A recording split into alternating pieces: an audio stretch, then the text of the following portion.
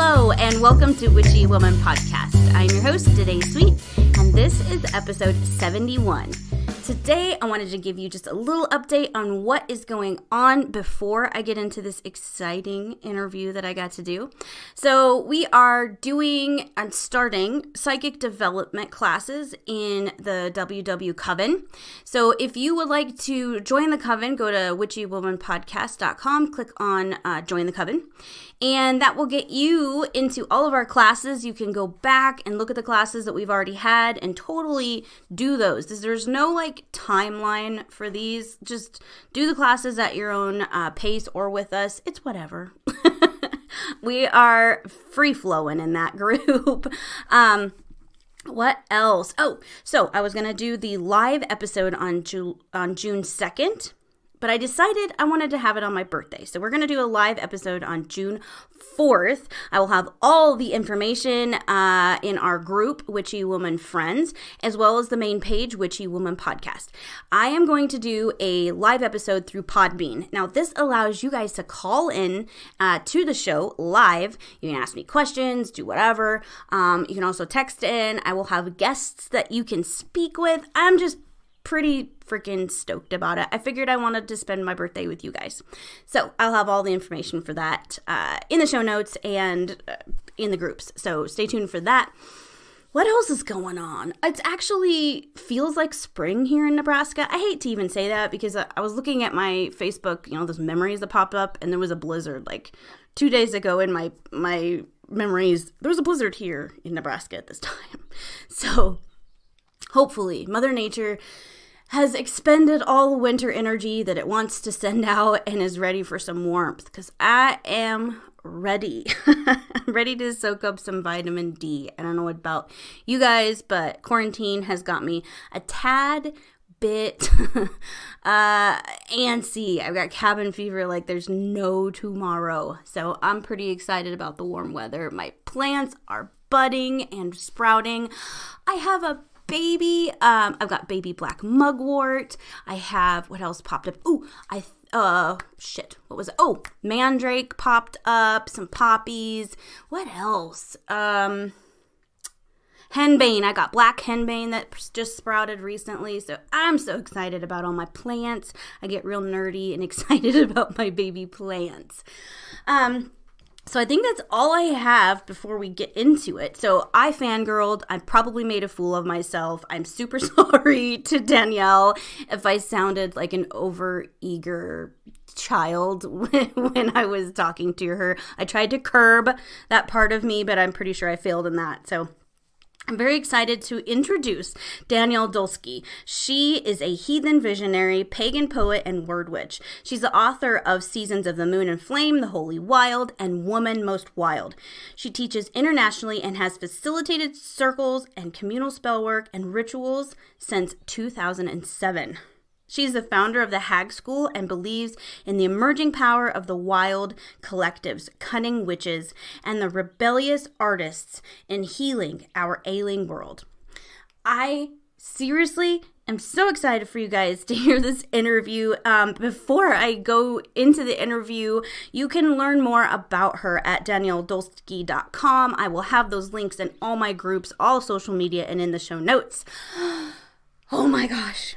Seriously, so excited. This was my number one dream interview when I came into 2020. I have it on my to-do list, and it is amazing that I got to do this with her. So I am very, very grateful to her and her people for allowing me to interview her and have her come on my show. I feel super humbled.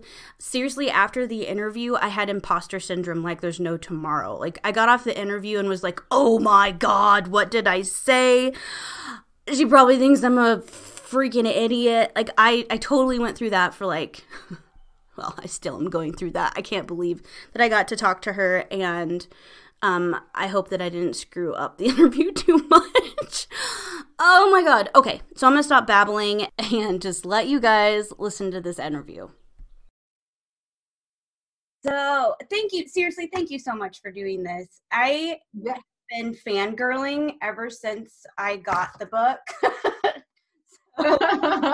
So, amazing. I was talking to my friend. I was like, this is a manifestation thing. At the beginning of the year, I made goals for my podcast. And number one goal was to have you come on and talk to my listeners about your books and your writing. And so. Yeah. Well, yay. Here I am. Yes. So Danielle Dulsky is with us. She is a heathen visionary, pagan poet, and word witch, the author of the newest book, Seasons of the Moon and Flame, The Holy Wild, and Woman Most Wild, which all three are amazing books, and kind of watched the evolution of all of this through all three books. And so thank you so much. Yeah, thank you so much for having me, DaNae. Very happy to be here. So before I go into the questions that I know, the cookie cutter ones that everybody's going to want to know, I have had one question on my mind since I read the first book. Okay. Are you channeling when you write? Because it feels so much deeper than human words. You know what I mean? So I've always wondered if you're in some kind of meditative state and you channel these beautiful words. Yeah. People ask me that a lot, and I think the answer is sometimes I am, and most of the time I'm not. Mm-hmm. But sometimes I am. Sometimes, and I can tell only when I go back and read it, and I'm like, who wrote that? That is awesome. I wondered, there's some stuff, and I marked this because I started reading this, and then I had to put it down because COVID happened, and then I picked it back up and I reread it post-COVID. And at the beginning of, there's a passage called Way of the Witch, and it's fractal. And you start talking about the earth and how the earth and humanity are at odds right now, and it's going to take something to bring us to our knees to beg for forgiveness, basically. And I was like, this felt so prophecy-like when I was reading this.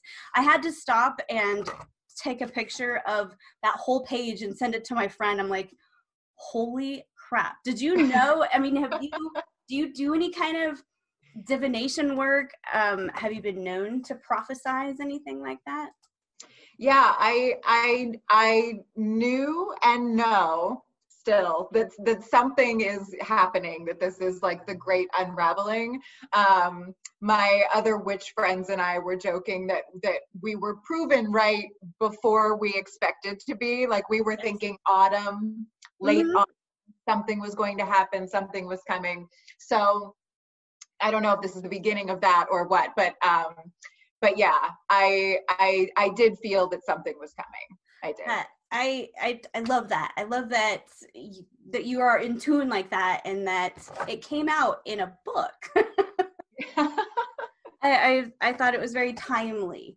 So as far as your books go, and this one in particular, you're a witch, you identify, you claim that word witch. If somebody didn't, do they have to claim that word in order to understand or appreciate this book?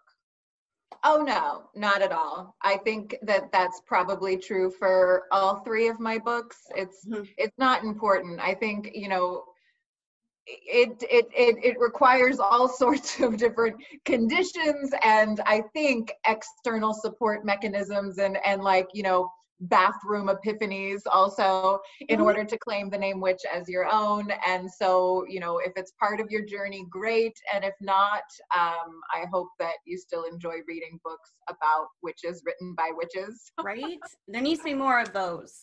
Yeah. Yeah, the witch curious. They're very much my audience also. Oh, I would imagine. I wish that this would have come out, this kind of writing and insight was available to me, or that I knew about it back when I was going through things, which was pre-internet. So I couldn't just get on the internet and Google stuff. I was at the mercy of like secret trips to Barnes and Noble to snag whatever kind of witchcraft book I could find. Yeah. So I think that this generation of the witch curious, or the witches, are definitely a step ahead, and very privileged to be able to have stuff like this at their disposal. Whenever they want to read something, they can just do it. Yeah, right, exactly. And that's why I always say, like, bow down to the shopkeepers. Like, I don't own a shop or, you know, a witch store, but those were my original teachers, like the weird owners of the witch shops that would sort of be like, maybe not answering my questions, but sometimes answering my questions. It was like, they were my original teachers. Absolutely. And that's my favorite way to learn if I can get to it, but I live in the middle of nowhere. So it's hard for me to connect physically, you know, face to face with any other like-minded individuals. So I appreciate the internet as much as it's cussed. I do appreciate the internet for that role in my spirituality. So while we're talking about the witch curious and social media and all that, so how do you feel? So I feel like this is a whole new season of the witch. I think in the 90s when I grew up, there was that huge resurgence with the craft and social media, or pop culture in general really, really was exposing that the word witch to everybody, and people caught on. And I feel like this is happening again with the help of social media. So how do you feel about the young witches that are coming through this as a trend? Yeah, I think that what I say to them is, you know, if you're coming to it because it's trendy, that's fine. However you get there is fine. Exactly. I think that there is a certain component of modern witchcraft that is very palatable and kind of sexy, and can be like alluring and sort of people's gateway in. And that's okay. I don't get annoyed by that, or you know, I don't have a very strong opinion about it. And it's actually been really good for me in terms of work. But once you're there, there's something to finding those edges that still kind of feel like they bite a little bit, that feel a little bit challenging, because those are the places where we dig out our indoctrinated beliefs. So the more acceptable and palatable the word witch becomes, you know, there's always another word. So it's starting to move toward the center. And I think that witches need to be concerned with what's more on the fringes. When things start to move toward the center, it's not that they're not interesting anymore. It's just that, you know, the witch has always kind of been the outcast who exists on the fringes, not totally isolated from society where like nobody can hear her scream, but also not right in the middle either, where she risks complete conformity. So finding that kind of liminal space in your practice, regardless of how you entered into the craft, I think that's usually part of the journey. I think so too. I think it's important that once you start getting comfortable, you stop growing.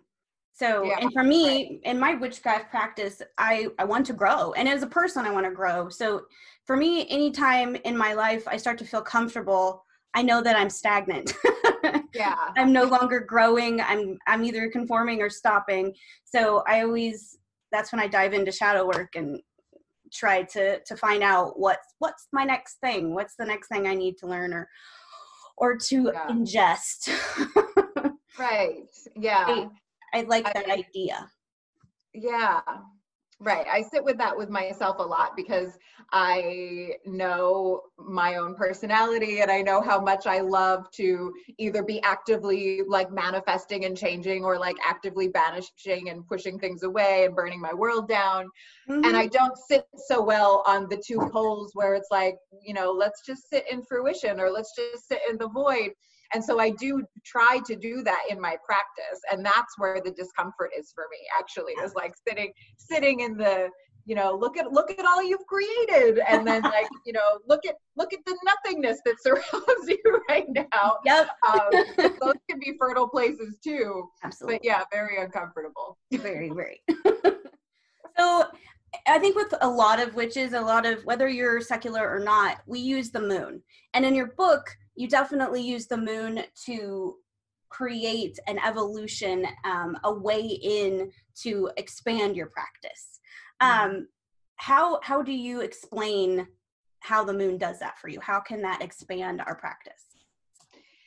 Yeah, so in the book, I talk about 13 lunar seasons instead of just the 4 solar seasons that we're used to, that we know, that guide our calendar.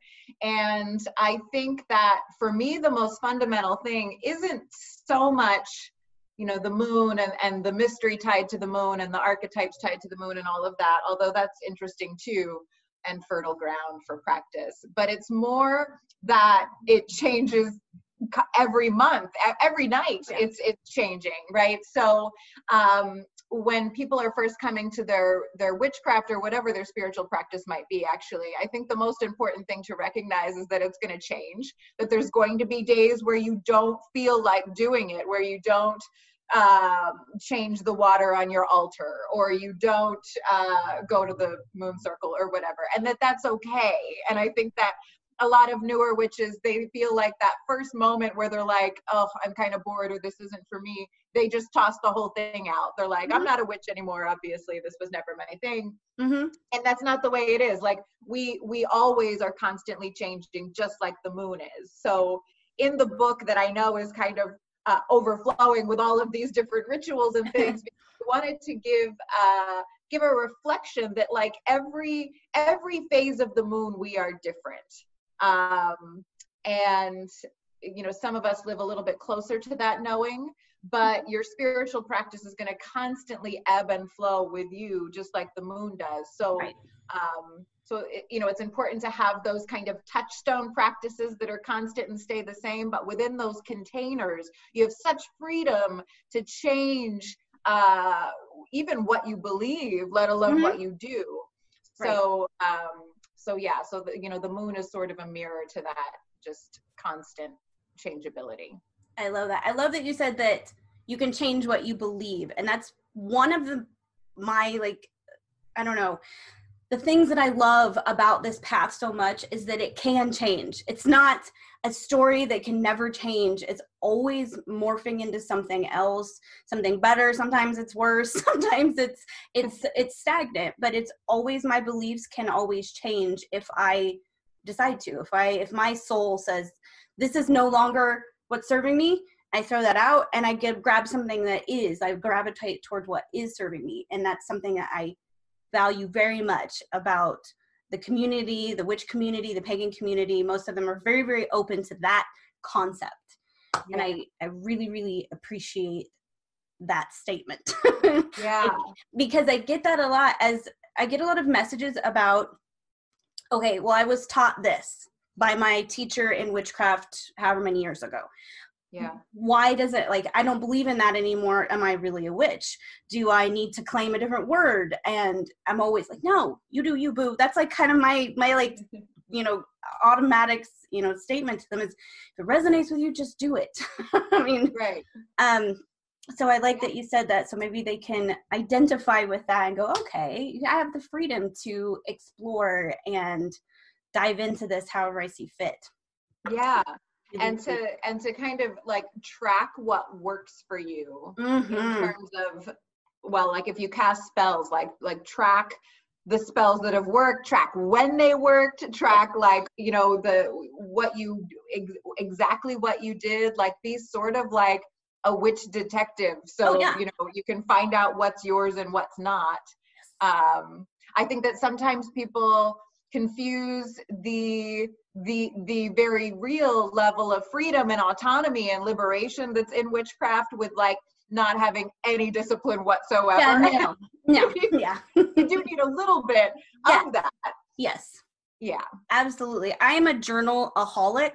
I journal everything. So if I have a spell that I'm going to do, I journal before it. This is what I feel about it. This is what I want out of it. This is what I think I'm going to do. And then I will journal afterwards. This is how I feel after I performed it. And then I will update it later. It either worked or it flopped or this happened and I didn't expect it. But they're everywhere. I have little journals. My husband's like, really? Do we need any more of these? Yes we do. But that's, for me, that's part of my structure is journaling everything. And I may go overboard just a little bit, but it's what works for me. Might not work for somebody else, but it definitely is something that I like to do. Yeah. So I was talking to a friend that is new. to this whole thing. And I mentioned the hag.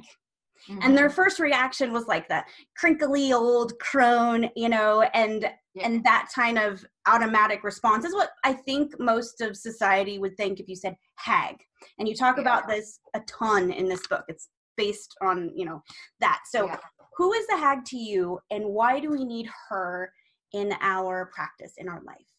Yeah, it's a good question. The first thing I'll say about it is that I think, unlike the word witch that I said has kind of moved toward the center and become more palatable, the word hag hasn't. So I'm always, as a writer, I'm always a little bit more interested in those words that like still kind of sting or you know, have these bizarre connotations to them.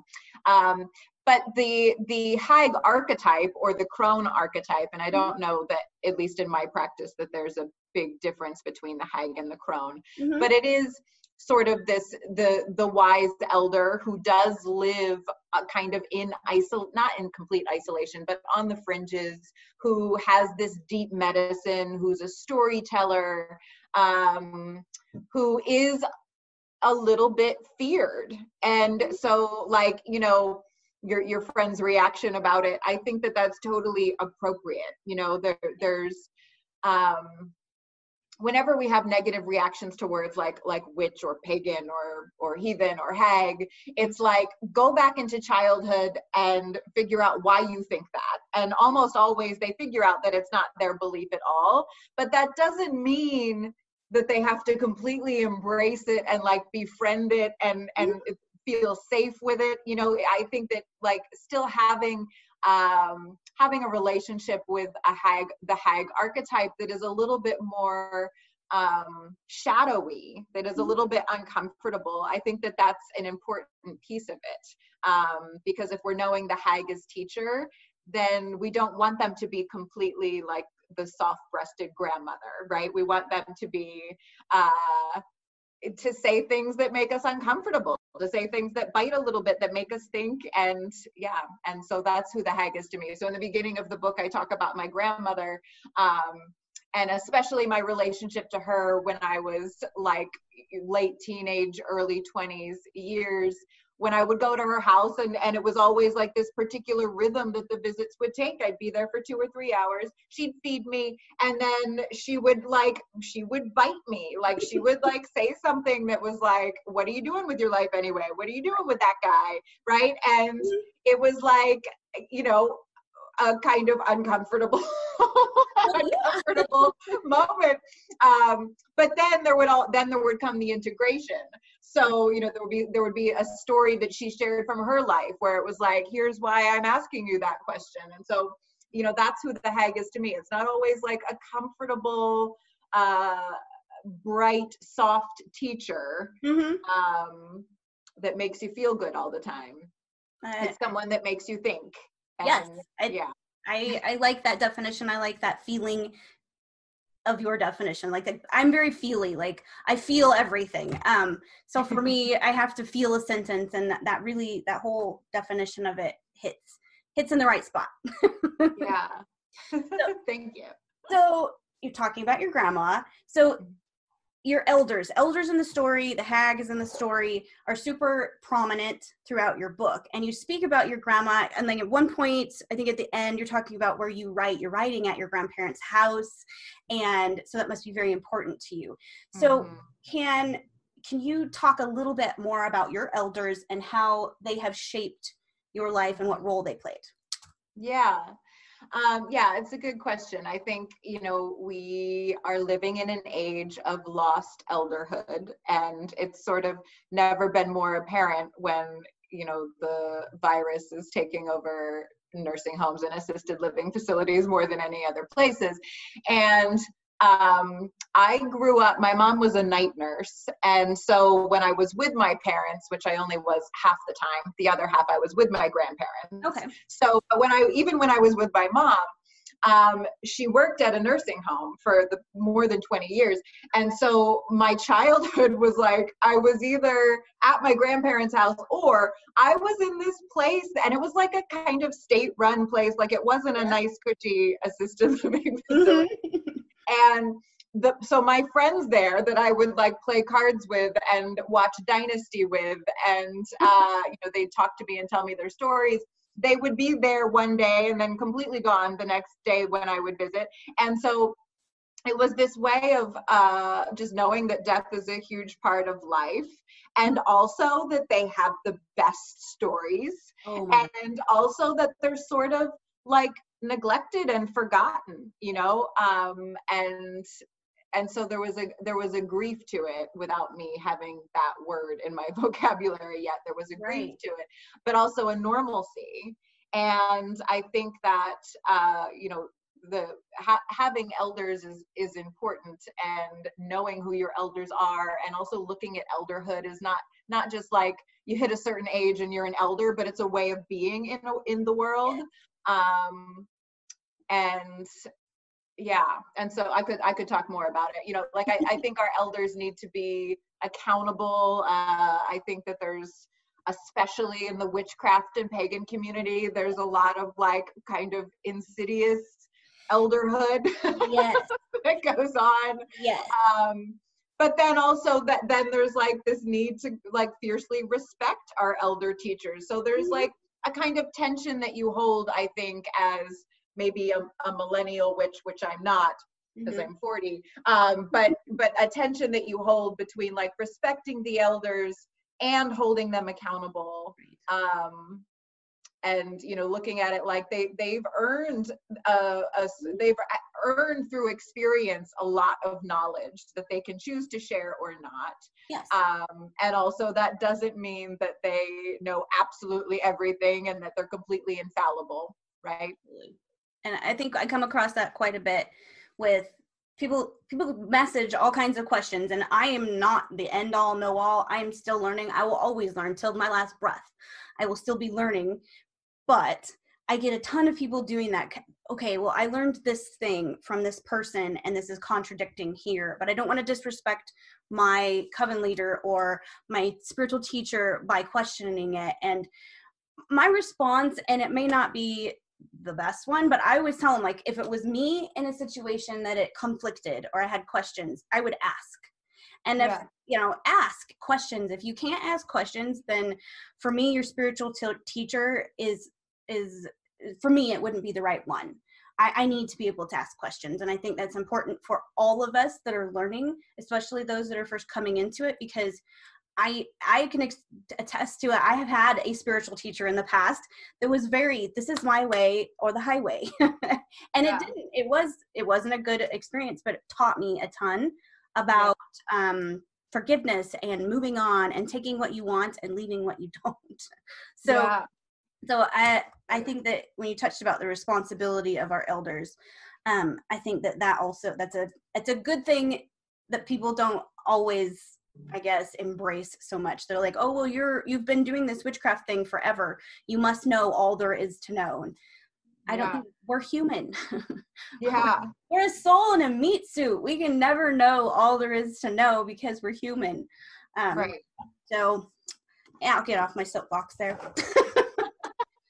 So you obviously are a word witch. You weave amazing stories. Why is this so important to you and in your evolution as a soul on this earth? Yes. So writing is something that I've always done. I didn't actually remember that I put that in the book that I used to write at my grandparents' cabin, but I did. And so, I've kind of been writing for as long as I can remember. And I just found like this letter that I wrote to a boy when I was 12, and it's like awesome. Nice. Those are gems. Oh, that's awesome. Hilarious. So, it feels different kind of in my body, like my role or purpose as a writer, and then my role or purpose as a witch. Writing feels like something that I do as part of my sacred work. Witchcraft does also as a teacher, but it's also like this way of being in the world. So, I would be a witch no matter what I was doing or who I was or where I was. Mm-hmm. And I mean, I guess I would be a writer too, but they're both huge parts of my practice. My writing isn't something that I always needed to be seen and read and, shared by other people. And now it is, and that's good, and I love that. But it has sort of shifted the way I feel about like writing and storytelling in terms of purpose, Mm-hmm. and like a calling. So I guess when you put the two together, writing and witchcraft, it sort of feels more like a calling that I was a little bit choiceless in, but not in a bad way. Right. No, I'm glad that you weren't choiceless because I love these books.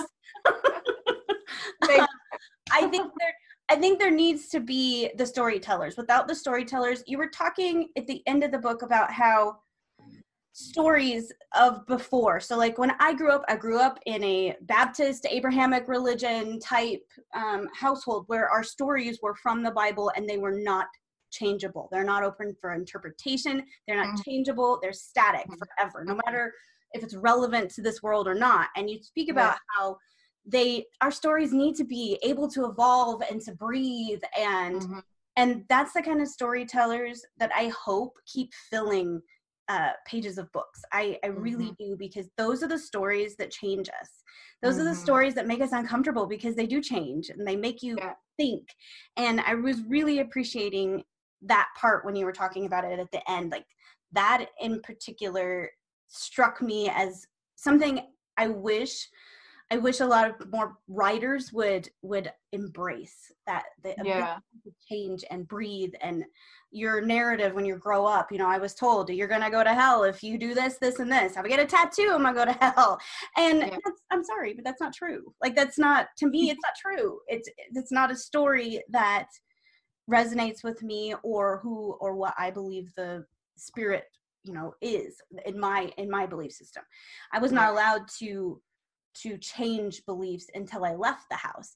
And to have children grow up with stories that could change, that could evolve, and you ask them, what would you do with this story? Because the fables in the Bible they can be great teaching tools for morals, for moral teaching. But there's no open conversation about that sort of upbringing. It is what it is.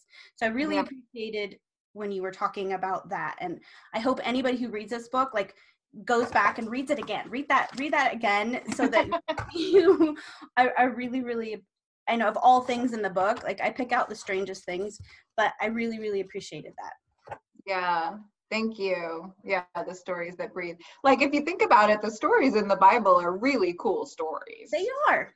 They really are. I've always a lot of them. That. Yes.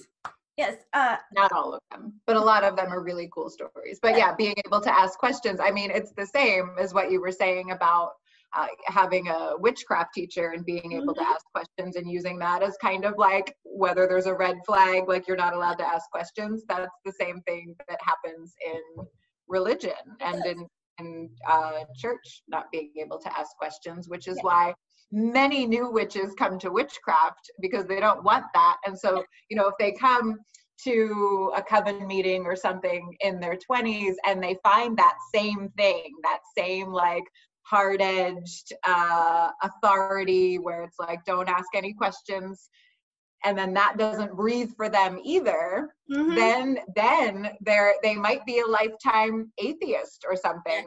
I have a lot of friends where that happened. They're like, well, I'm not a witch. I don't believe in anything. All religion sucks. All spiritual practice sucks. Yes. And we can have a whole new episode on the church and controlling and the patriarchy, but I'll shelf that over there. Okay. Because I can talk forever about that. Yeah. But you speak a lot about empowerment. To me, your books are empowering. They give you things to think about. I used it as a journal prompt. A lot of the stuff you have in here, you could just journal about it. And how do I feel about, this season or this moon or this change within myself? I used it a lot to do that. And I don't know if you meant for it to be a shadow work type book, but it kind of evolved that way for me. I don't know if everybody would have the same experience, but I sure did, because I think it just was very timely. I have some weird things going on in my personal life, so it was very easy for me to see the shadow side because it was right here in my face. So all of the things that I needed to look at, I was able to write about and get insight through the questions that you asked. You know, it was I appreciate the timing immensely. Yeah, thank you. Yeah, that's what I wanted. I wanted, you know, if people are comfortable just not just, but if people are comfortable journaling, then they can do that and still kind of get all the way through the book only on the journaling prompts. If they're into the spells and the rituals, they can do that also, but it doesn't have to necessarily be that you're into the actions. Yes. Yeah. I also like that in the beginning, I've never read a book where an author said, you can read it from front to back, you can skip to what resonates you in the, you know, whatever season that you want to start, whatever house you want to go to after you leave that middle house. And I was reading it, and when you were talking about, okay, you're here in the center and these other hag houses are out, I was totally envisioning like the Lord of the Rings map, you know, and at the beginning when they show the Shire, like in my head, I'm like, I'm going to travel here. So I really, really appreciate that. I love order, so I had to go in order or it would make my eye twitch. But, you know, I like that you, as an author, you're like, read it however you want to read it. Read it however you feel called to. And that was very unique. I've never read a book like that. Yeah, thank you. That was very cool.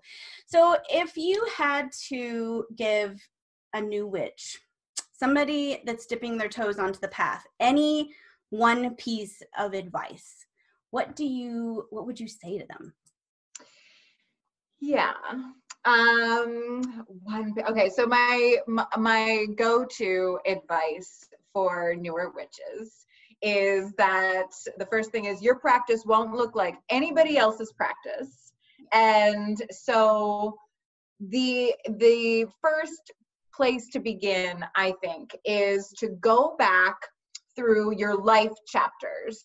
And so like all of these different stages of your life, no matter how old you are, go back through all of your life chapters and look for the moments in these feeling mind moments in time when your body, mind, and spirit felt like they were yoked together in one place. So these are fleeting moments. These aren't like, well, I lived in that place for 2 years and that was great. I loved it. Not that, like these like fleeting moments in time where like you're watching the sunrise or you're dancing or your hands are in the dirt and you're gardening, something like that. So look for as many of these moments as you can. And once you've done that, and it takes a while, this isn't something that you can just do in 5 minutes, but you could do it in like an hour or two. So once you've found all of these moments, then you look for the patterns within those moments. You look for the patterns within your feeling mind moments. So, and they're definitely there. Were you always alone? Were you always with other people? Was it always a certain time of day or often a certain time of day? Was there a lot of activity like dancing, walking, movement, or was it mostly stillness? So like we all have these patterns that are unique to you. And so you can look for the dominant elements. So if you have a lot of like forest baba moments or digging in the dirt moments, that would be the earth element. If you're like swimming or on the beach or in the ocean or something, that would be water, right? So you look for the dominant elements. Those become an important part of your craft, right? And then if you're always alone, then maybe you're a solitary practitioner. If you're often with other people, then maybe you do want to seek out a circle or a coven, even if it's online, right? So you look for what your patterns are, and then you start to build your witchcraft from there, from what feels like it's already yours. And then that way it doesn't feel like you're just like adapting somebody else's thing that isn't going to match what you like to do in terms of your spiritual practice. I love that. That's my go-to advice. Start with what's already yours. I love that. I wish I was told that way, way, way back then. Me too. I have just a couple more questions. So rituals. So like my husband, before he knew what I did and everything, you know, when I would speak about a ritual, he like automatically and would envision me like naked dancing in the moon or sacrificing something. And I'm like, no, it's not what it means. So to an everyday person, like ritual means so many different things. And for you, you kind of talk about ritual and how it is integrated into your life, your mundane life and your magical life. So how can somebody that's like a muggle, is what I call my husband's a muggle. How can a muggle integrate ritual into their life and make that something that brings something into their life that's positive? Yeah, it's a good question. I think the first thing that I might tell your husband is like to look for the rituals that he probably already has. He already has rituals, right? Oh, yes. And in the absence of, like, human beings are creatures of ritual. We do need it. And so in the absence of socially acceptable ritual, and if you don't, like my poem that I have in the book, Where Did the Churchless Go to Sing? Yeah. Like, if you don't go to church, like, where do you go to get together and sing with people? Right. So in the absence of socially acceptable rituals that feed us, we will create our own potentially harmful rituals, absolutely. Like happy hour, like, a cigarette every hour or whatever. I don't know. But like, we create our own rituals that end up not being particularly nourishing. So what I would say is, like, first look for the rituals that feed you, that are nourishing, that you do all the time anyway, like eating dinner, eating breakfast, showering, like these is a ritual of cleansing, so starting to look at these more mundane things as ceremony, and the ones that you feel like you just couldn't give up, that are like you're unburnable, like you could not sacrifice this thing.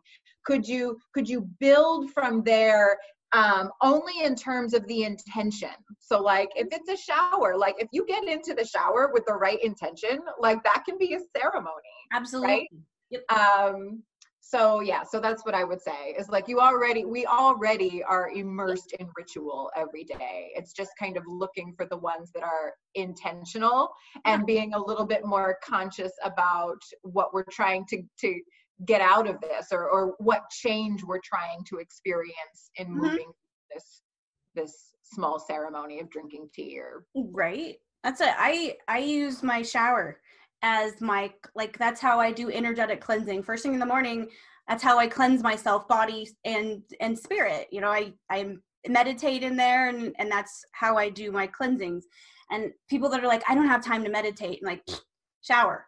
That's where I meditate. If I know I have no space the rest of the day to fit any kind of me time in, I will take just a little bit of time in the shower and have the intention that it's cleansing my body, it's filling me with positive energy, renewing me, and set the intention for my day in the shower. Yeah. Because it can be as simple as that. Yeah. Right. Those are my favorite rituals, are the small ones. I'm a Gemini, so I love the extravagant stuff, of course, but I also really enjoy the things that make my mundane magical. That's how I find joy in my practice, is weaving them in and out of things that I already do in my day-to-day life. Like you said, like having a tea. Tea to me can be intention. My coffee. I'm a coffeeaholic. So coffee for me is a ritual for me.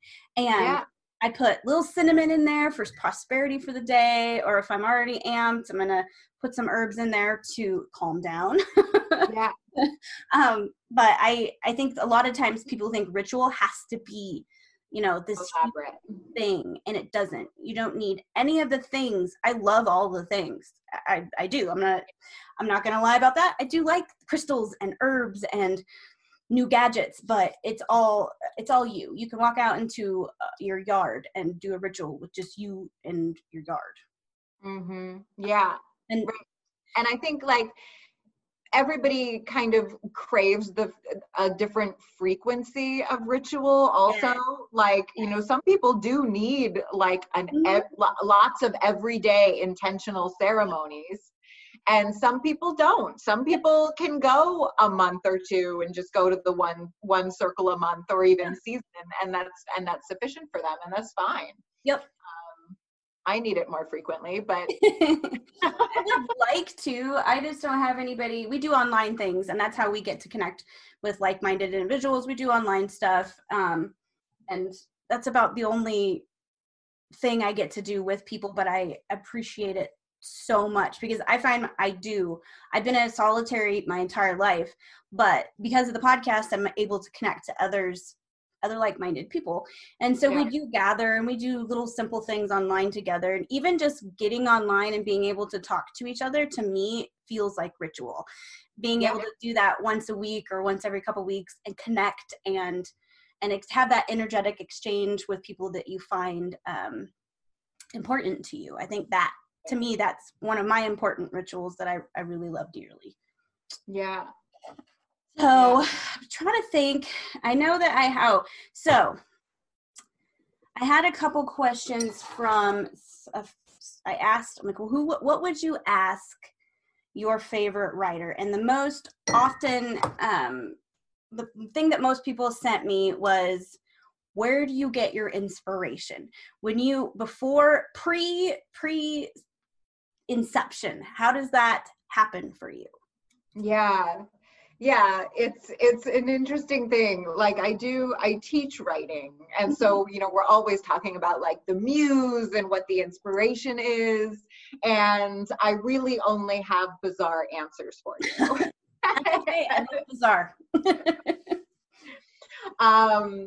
It depends on what I'm writing, but if I'm writing something that I'm usually writing, like that's a little bit more, not academic, not like how to step by step, but a little bit more freestyle. I almost always begin with a myth from my ancestry or an archetype or something like that feels like it's very much part of the collective unconscious, like it's just running through the world all the time, and I'm going to tap into that stream of energy and I'm going to see what happens. Wow. So like the most recent writing that I did was I was revisioning the story of Maka, who's a Celtic goddess with a pretty sad story. And so I'm kind of like tapping into, I read all of these different versions of her myth, and I was dreaming of her. I was having all of these bizarre experiences where I almost felt, again, like I had to completely surrender a little bit to what she was wanting me to say, to what she was showing me, what she was wanting me to say. So there's that level of it where it can get very much like I'm channeling, but also inspired by imagery and symbols and stories that just feel very ancient and of unknown origin. So she was supposed to have lived during the 1st century, so we don't know that much about about who she was or what was going on then. And then if it's not that deep, there's still this using something that feels very much like a shared but also maybe socially shunned experience as inspiration. That feels kind of darker or a little bit scary, because that's always like kind of where I want to go. So I'm looking to the fringes for my inspiration. That's my simplest answer. I love that. So on the heels of this pandemic, so much negativity and mirroring, I believe, is happening with society, with each one of us. Is this something that you feel like you could write about? Like, is this something that in the future you could tap into, because you're just talking about tapping into like something like that? Is this something that you feel like you could do that and write about it and explain, this to people? Yeah. I have been writing about it. I think that, anybody that says they know exactly what's happening right now is wrong. Exactly. Yep. Or is grasping. Yes. And I think, as a writer, it is important to write as a means of reflection. And so for me, it has been important to write about this, but not really share so much what I'm saying, because I know that I'm in some circles looked at like I know exactly what I'm talking about all the time, and I don't. So, you know, if I were to write anything, I would have to use that disclaimer that like this is sort of me wading my way through. Right. It's a time of intense holding contradictions. Like, you know, on one hand, I'm an Aquarius, so on one hand I find this time intensely exciting. Like, I think that this is our opportunity to really create a new world and compost the old and let the institutions that are crumbling and being exposed die. So like, this is the one hand. On the other hand, I know that it is a time of great death and suffering and exposing extreme inequities in our society that have always been there, but you know, it's making it more obvious, and how fragile our systems actually were being exposed. Like, I have a 14-year-old son, and I was like thinking about myself at 14, and like, can you imagine like just not going to school, and then like having this realization like I never had to go to school. Yes. Yep, exactly. So you know, on one hand, I know that it is a really sad, dark, intense, terrible time for a lot of people, and also is like an exciting opportunity. So that's kind of the paradox that I'm holding. It is. And so, you know, if I were to write about it in the future, in the after times, which I don't think are going to come anytime soon, actually, it would be something like that, you know, that there's like something strange going on. One of my favorite writers, Bio Akomolafe, he talks about like, we really just have to use this time to get weird. Like, how strange can we get? Yes. How visionary and strange can we get? And I'm like, I can get pretty weird. Yep. That's what I've been doing. Exactly. And I think it's been like, at first because I'm a total hermit, so I'm like, whatever, I'll quarantine. And I started to get uncomfortable in quarantine. So I used that. I'm like, why am I uncomfortable? Like, why do I need to see people? Is it because I need validation? Like, what is going on? Why do I care? Because we're human. We want to see other people. But I started looking at myself and using it as, okay, this pandemic is rebuilding all of us, I think. Whether you realize it or not, it's rebuilding everything. It came in like a bull in a china shop and just destroyed stuff so that we can rebuild. So that's what I've been journaling about, is how, like, there's a lot of bad things that I'm journaling about, but I'm also journaling about like the things that I can change about myself and how I see the world, because it did change. I mean, it showed so much, you said, inequities in every level of our being here, our existence. And how can I change that? How can I affect my little space so that it, you know, the things that I see in my community that I noticed because of this, how can I be a part of changing that? And I'm hoping that other people are doing the same thing. Like, how can I change my family? Like, I have a family dysfunction, you know, that kind of stuff gets blown out, you know, because we're all stuck in the same house. So I mean, that stuff happened. We are, as a family, working on some deep things because of the virus. It's like a truth serum. It's like it infected everybody with this thing. And I've seen that in a lot of my friends' relationships, households, communities. It's amazing the truths that have came because of this. So I try to do gratitude, and I don't want to seem all fluffy bunny, but I do try to practice gratitude, and I have to write down things, you know, that I am thankful for about this stupid virus. And that's one of the things, is that I am seeing very clearly things that need change that I didn't see before. So I'm trying to take that out of it, like trying to take that away. I like you said, there's so much death and so much destruction that I feel like I bounce back and forth between being sad for humanity and wanting to cry and crawl in a hole and like putting on Superwoman armor and going to fix everything. It's like this balancing act that's very hard to achieve right now. Yeah, I know. It's a weird time to live. Like, it's weird. And yet we chose this. Yes. We chose to be here for this, right? So it's like, why? When it first started, you know, when it first was like, oh, it's real.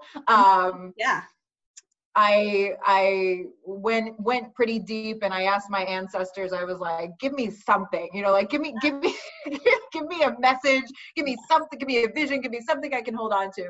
Yeah. And the very clear message that I got was, a lot of people are going to die, and a lot of people are going to remember how to live. Yes. And I thought, like, okay, and that was like early March.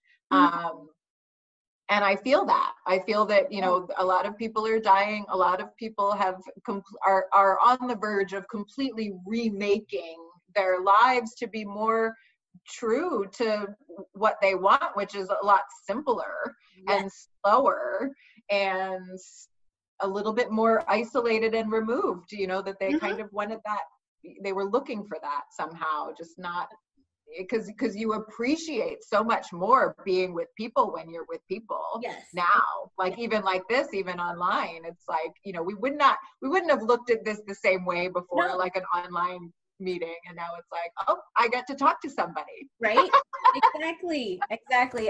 My husband cusses the internet like crazy. Like he's like, and it's funny, I'm a techie nerd. That's where I came from. My career background was a computer nerd, and he hates social media, and he's complicates things. And so we're total opposites in that. I'm like, yes, but if we didn't have social media during this, there are some really great things that are coming out of it. Like I think that we're able to support each other.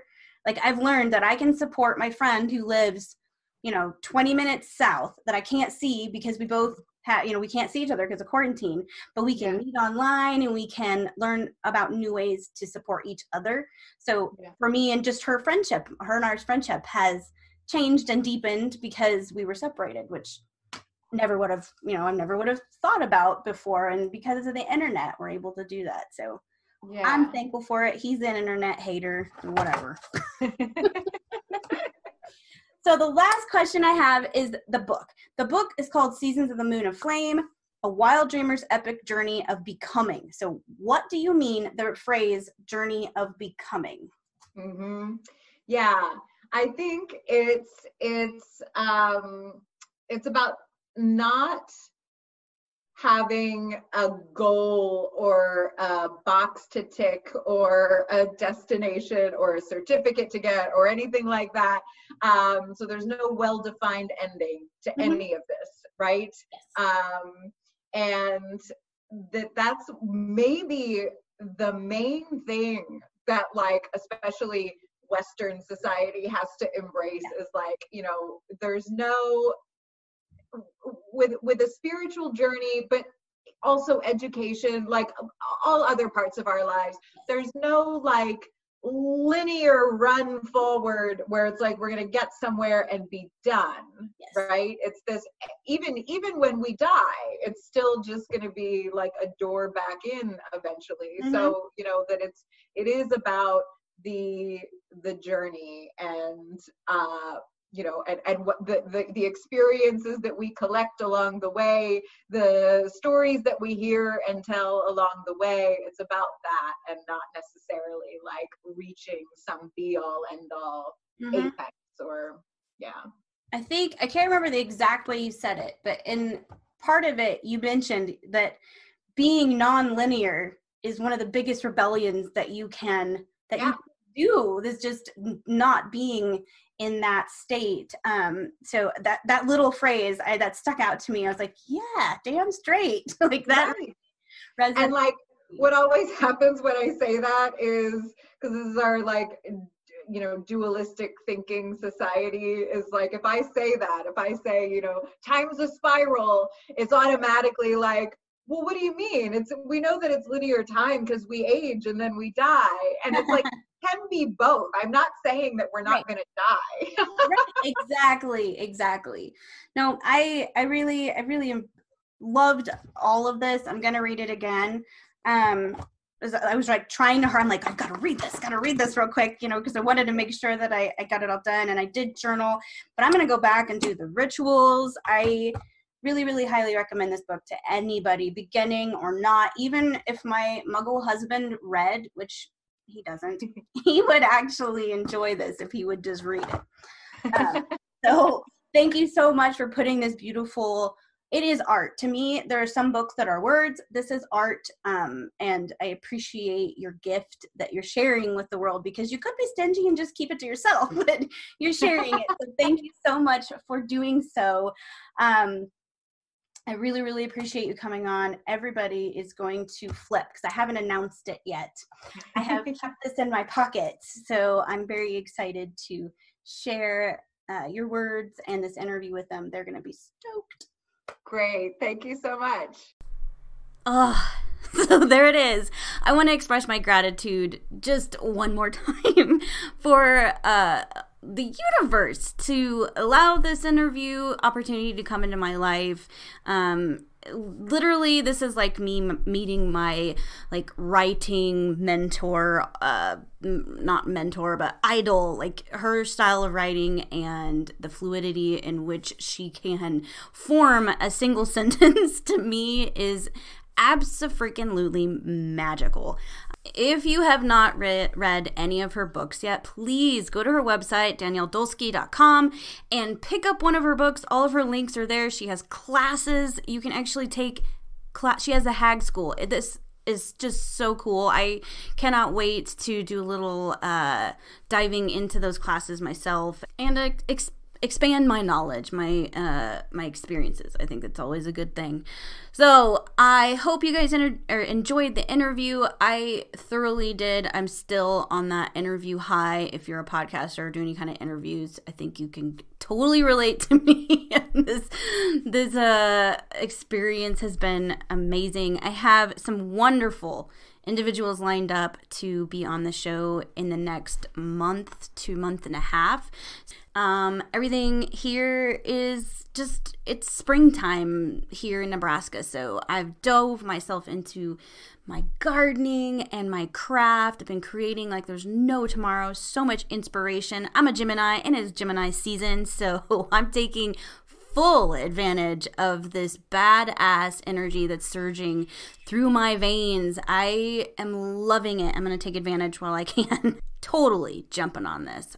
Don't forget to check out our sponsors. Go to Witchy Woman Podcast and then click on the sponsors link. It's got all of the information for Shelly at Lavender Potions, Rena at Healing Holistic Therapeutics, and Brandy, the eclectic intuitive.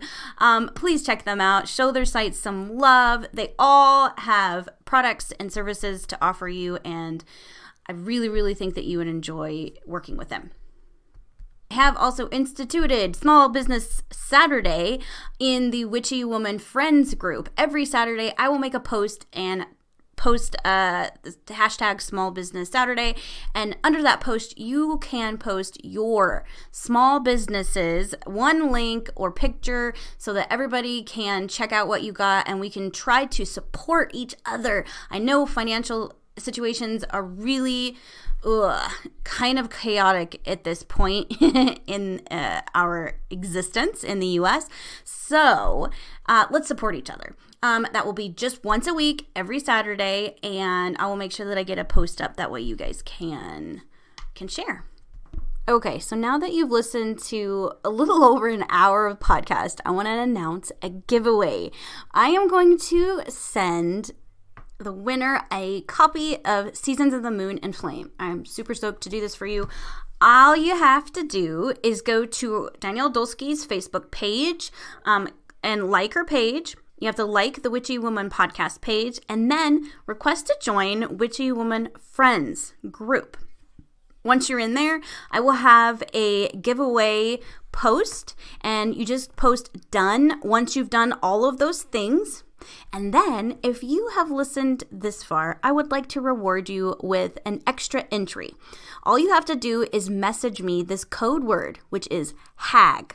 So message me HAG after you've done all three things: liked Danielle's page, liked the Witchy Woman podcast page, and joined Witchy Woman Friends. That gives you 2 entries. I will put everybody's name into a randomizer, and I will get that. That's how I will choose, or it will choose, the winner for this. don't give out the password to anybody who hasn't listened to the podcast. I wanted to reward you guys and give you guys a little extra edge that are listening this far into this, a chance to win this book. So I will post that in the Witchy Woman Friends group minus the code word. So anywho, that's all I got for today. I hope you guys are enjoying this. I hope you guys are having just as beautiful day as we are here in Nebraska. The birds are singing. The sun is out. It's actually going to be warm today, so I'm going to go outside and go play in my garden. All right, so as always, stay witchy. Bye-bye.